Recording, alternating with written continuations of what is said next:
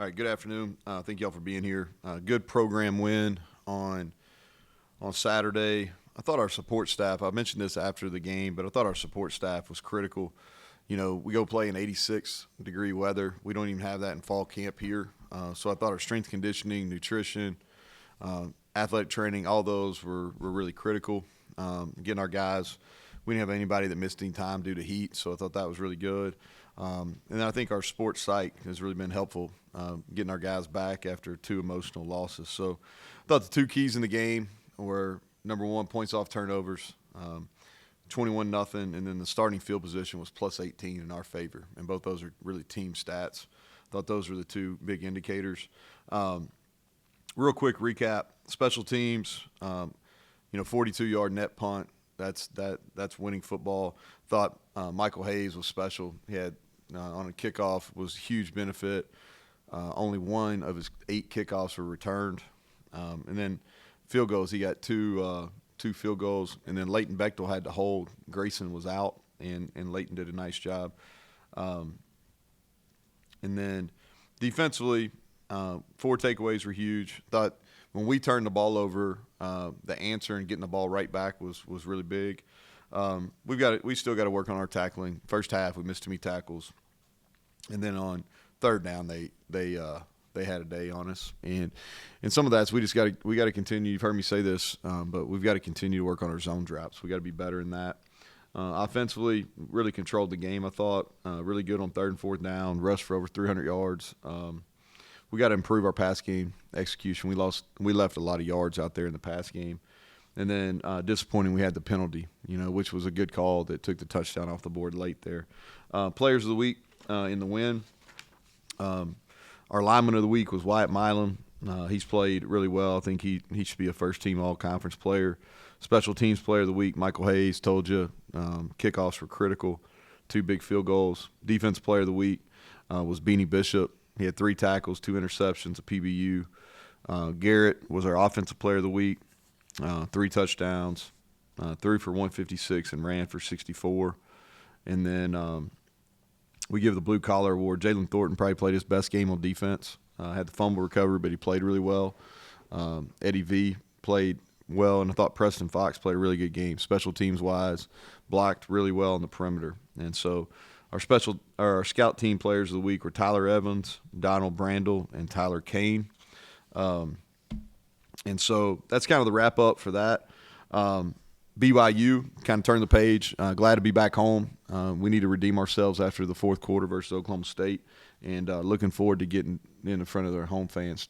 It's a true blue game. It's military appreciation. Military appreciation game's always one of my favorite games. My sister serves in the Air Force, and I know that I think it's the group out of Charleston, the 130th Aviation Wing.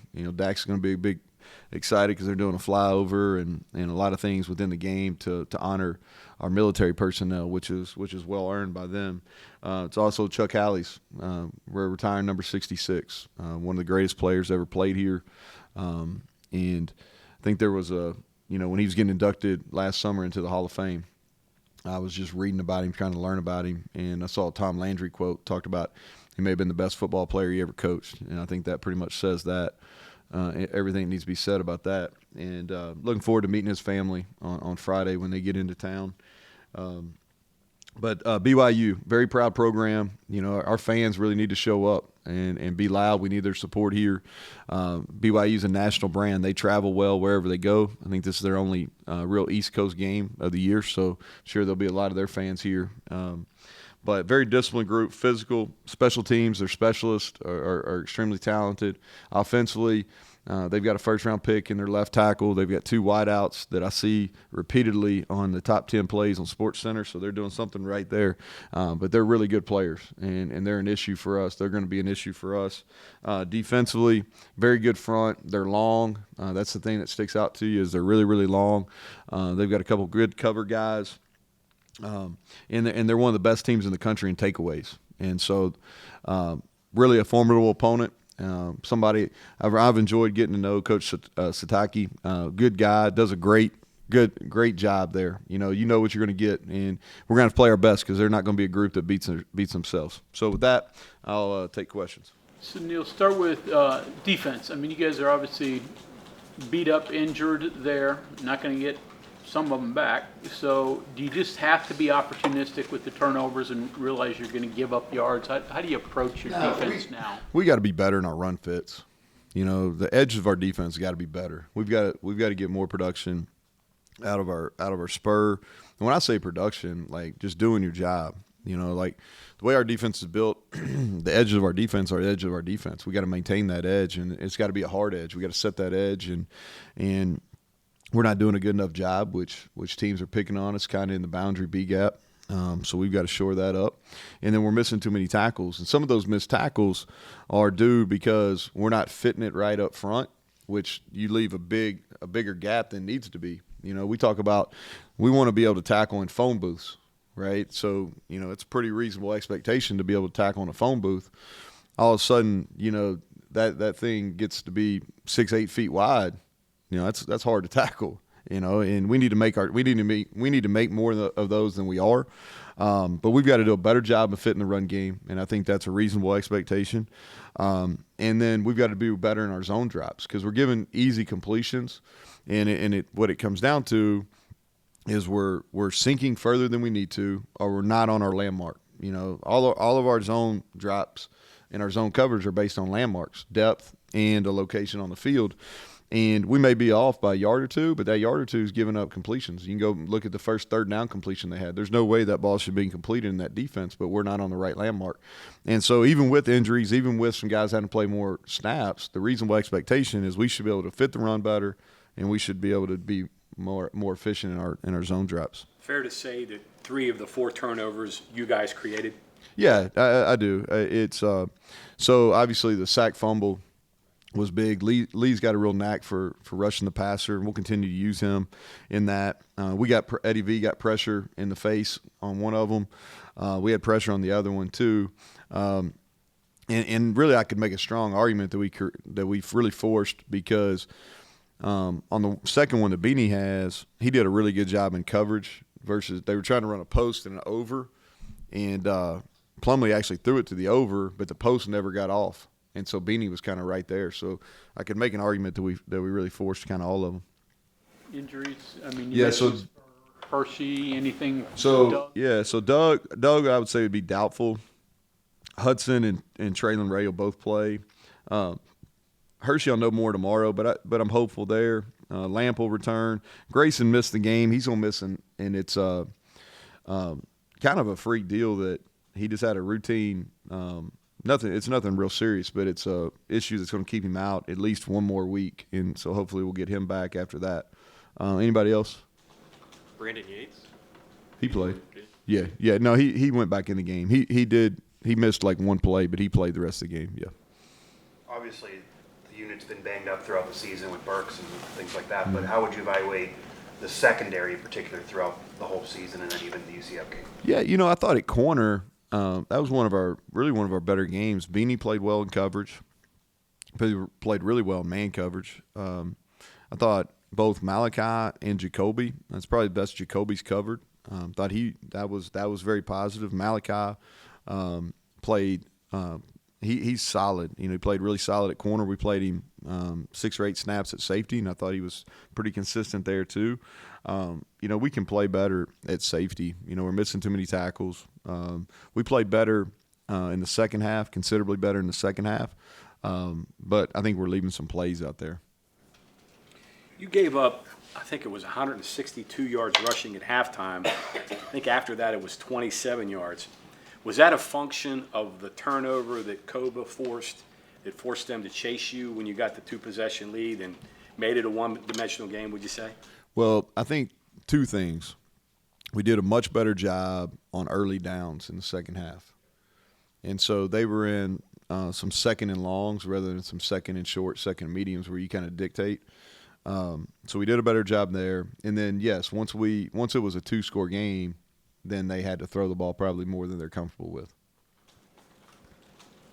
Neal, on your special teams, it looked like just naturally some new people in there too. Just how much changing are you doing there because of that and preserving your defense? And I don't know, it just seems like not putting the ball in play, like touchbacks, you don't have to worry about it. Yeah, as it was much. huge. Yeah, and that's why I talked about Michael so much because you cover 8 kickoffs, that's a lot, and it was windy.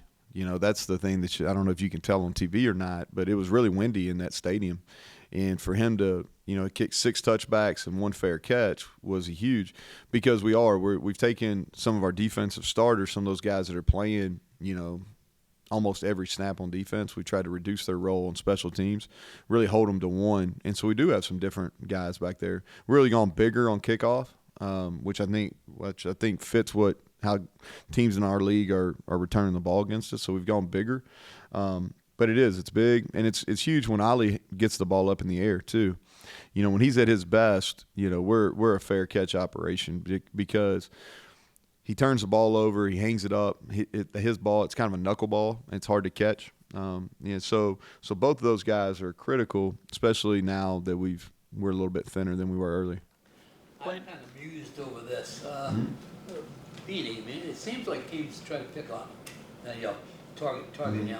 Yet he all year, virtually has done a pretty good job over there. I mean, he's knocking guys down and stuff. Why do you think? I mean, well, he plays into the boundary. Dion on the other side. No. Well, he plays in. He plays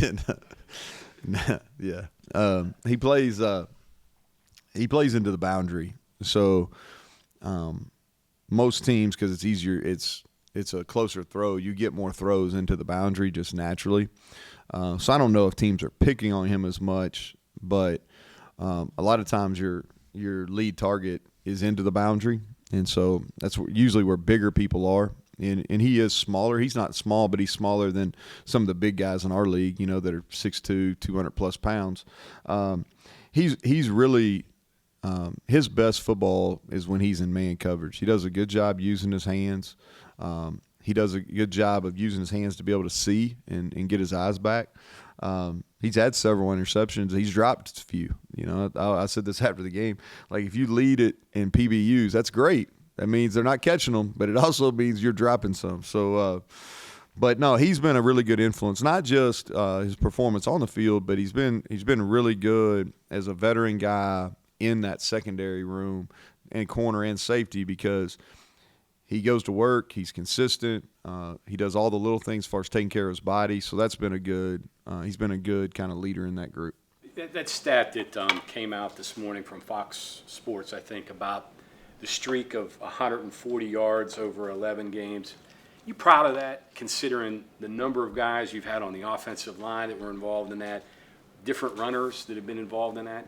Yeah, I think that. I think proud is the right word. Now we got to kind of keep it up. That's something we've been I don't know if we've been tracking 140, but we've known we've ran the ball. We've been one of the better rushing teams since we made a calculated decision with about 3 games ago last year that for us to be successful, we needed to kind of steer in that direction. But yeah, there's been we've had some injuries up front, so there's been a kind of a moving bunch up there. We've had several different tight ends play over those 11 games. We had a number of running backs have been the leading rusher over that time. And so, and we played multiple quarterbacks. Yeah, so I think it is a stat that that sticks out. That we're proud of. But we got to continue. We got to keep it up now, John. It's out there. Just on the Beanie note, obviously you watch film and what players did elsewhere, especially when they were transferred. Would you say he's met or even exceeded expectations? Because he's talked about, feels like from what he's saying, he feels almost like he wasn't put in as much of a position to succeed to this level, maybe at Minnesota last year. And these numbers weren't happening last year in the Big Ten. Yeah, so when we made our decision, we really tried to get him coming out of Western Kentucky. When he went into the portal the first time, we really tried to get him. We thought he'd be a plus player for us, and I liked him. Well, first of all, I knew a lot, so I knew what kind of person we were getting because he's from Louisville. I knew the people that trained him. I knew the people that coached him in high school, and I trust those individuals. So, and he made a ton of plays on the ball. At Western, he was a really good kickoff returner there. He made a bunch of plays on the ball. When he went to Minnesota, I didn't watch a ton of the tape. Honestly, I watched a little bit. They played him more inside, and I knew we weren't taking him to play nickel. He was their third corner, played little corner, played more nickel, and he played. It wasn't like he didn't play, but he didn't play to the extent that he wanted to, and I think that's why he left again. And this has been good. We had a need. It's kind of one of the positive stories out of the portal is we had a distinct need. We wanted somebody that was a veteran, had leadership, and could cover. And so far, all three of those areas have been a check for him. They're another newcomer you're playing in the league, and you're going to play all four.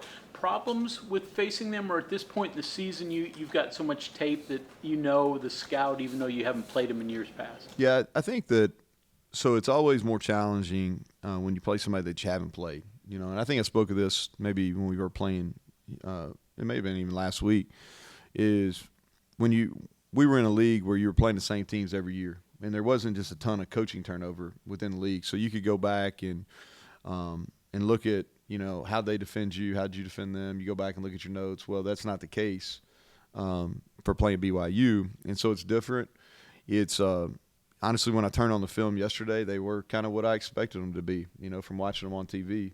I've watched a lot of their offense over the last couple of years because I think they've been creative. They've had some really good quarterbacks there, and they've been creative, and they've kind of been different as far as sometimes they, with Slovis, they're doing more drop back. When Zach Wilson was there, they were doing a lot of motions and a lot of quarterback run stuff. The kid last year, who was really good as well, they kind of continued what they were doing with Wilson.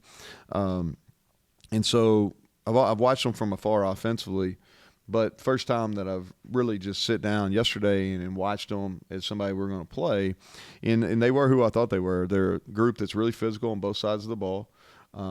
They get lined up. They don't get silly penalties. They play really smart football, and it's going to be a challenge. I told our team today when we kind of turned the page to BYU, I said, everything that we preach about wanting to be. They've proved that they are, and so it's going to be, a really, really intriguing game for me to see kind of where we're at. How valuable is it to have the variety you have in running backs and the way you can attack, both with inside power with Donaldson, White, and two other guys with slashes, and plus have a running quarterback that can, do it. I mean, you probably have a tough time defending yourself. So I think that, I said this after the game too. I think Garrett gives us a chance because, he is doing a really good job in the decision making. We put a lot on him last week. That was the most we put on him, and we probably ran him a little bit more than I really wanted to. But that's just kind of how the game went. But his decision making on when to hand it off, when to keep it, those were really good. And that was CJ. That's the best he's played since Pittsburgh. Jaheim, that's. We saw that. That's who he was all week. I think he can do that. His best run was probably, he's got good speed, but his best run was probably an inside zone, an inside run that he hit it right up the middle and then got to the sideline on. And then Justin didn't play as well this week, but a week ago against Oklahoma State, his reads were really consistent, and I thought he got downhill. And so between those three guys, I think they give us an opportunity, and we'll continue to get touches, and we'll use Rodney in the run game too. He gave some positive runs last week. We'll continue to use him in the run game. I think the challenge for us is to be different. Not put the same stuff on film all the time. I think talking to Rodney, I think he had more touches Saturday than the whole rest of the year. What's he kind of showing in practice? Yeah, he's coming along, and I think some of it is just so. Really, in the last 2 weeks, you got to remember, too, Garrett just healthy enough to kind of be who we thought we want, who we've been kind of the last couple weeks is who we thought we were going to be on offense. And so now that he can run and you can actually call some run plays for him, you can get more people involved in the run game. And so Rodney's getting better, as a route runner, but he's really good with the ball in his hands. And so – it's hard sometimes to dictate receivers throwing them the ball because there's a lot of variables there, but you can handle the ball and it's a little bit easier. And he's been practicing better too. You mentioned portal hits, and I know everybody looks at recruiting and says, well, a kicker, but Hayes has been a big hit for you. Yeah, he has. Yeah, there's no question. You know, he's been a factor for us on kickoffs. He's kind of picked up where Casey left off in the field goal game too, which has been a real weapon for us. Were you comfortable with him? 50 yards is a comfortable Yeah, distance? yeah, he can go probably to 55. You know, he probably could have kicked a little bit longer than that with the wind on Saturday. So BYU's a new opponent, obviously, but Keaton Slovis is not a new opponent himself. Any difference of being able to at least have film, or the fact that you did play this quarterback last year, and have you looked and seen any differences in him this year? We'll go back and watch some of his stuff when we played against him last year. We're different defensively too. You know, how we're structured is different than how we played last year at the first game. But yeah, there is some familiarity there, but it works both ways. He's got some familiarity with us too. Is there any reason you think BYU's had more success than the other newcomers? Well, I think it's early. You know, I think the one thing is they were playing a really challenging schedule over the last couple of years. When they went independent, you know, they were playing a ton of Power 5 schools. So I think that's helped in their transition. It's probably better for Kalani. You know, that's probably a better question for him. But I think it's hard to judge any of them to the end of the year. What do you think? This is the first time you'll get a newcomer here. What do you think? You know, their experience coming to Morgantown is going to be. You know, I don't. You know, that's probably a better question for them. You know, it's a long trip, but it's also again, just watching this brand from afar, BYU. It's a national brand. It's, you know, their group always travels well. They always travel well. So I could be wrong. I think this is the only time they're playing on the East Coast. I think I'm right there. And so I think there's probably some juice there for them, because there's a ton of the members of the church that are on the East Coast, and I think they'll be well represented here. Did you suggest to play at noon for them? No.